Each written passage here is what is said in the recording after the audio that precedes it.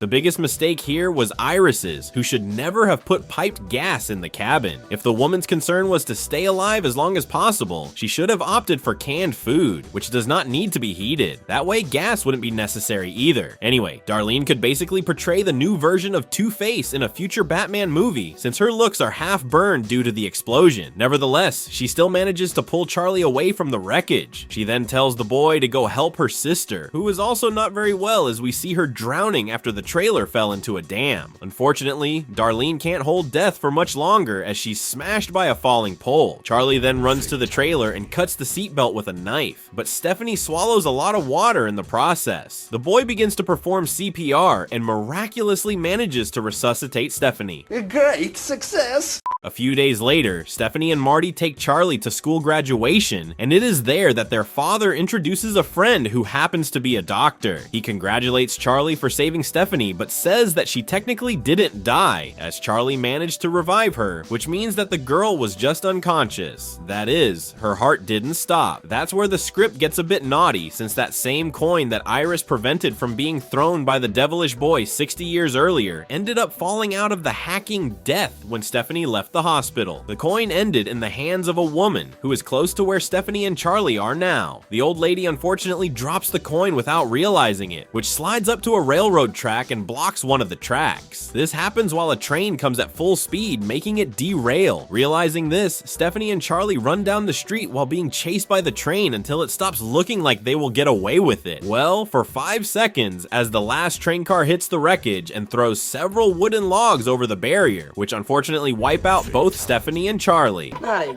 again, man. In this case, the two should never have stopped running, even after the train slowed down. If they had chosen to run to the side, they would have escaped the wooden logs, but I think they are still being affected by the Prometheus effect. Final Destination. Bloodlines had great reviews from both audiences and critics, even if some more hardcore fans hated the film. I liked the movie, there's character development, and finally we got some answers regarding William Bloodworth's past. The deaths were also cool. Given this, I give the film an 8 out of 10. To date, Final Destination Bloodlines has earned $111 million in theaters. Considering that the budget was $50 million, the film is on track to have the highest box office in the saga. Guys, consider being part of our members club, where you get horror stamps and stickers to put in the comments section, watch ad-free YouTube videos on this channel, and still help me to produce video for only a couple bucks per month. Without further ado, let's go to the kill count. In total, we had 9 kills, as the golden medal goes to Eric. Don't forget to like and subscribe. I see you on the next video, and see ya.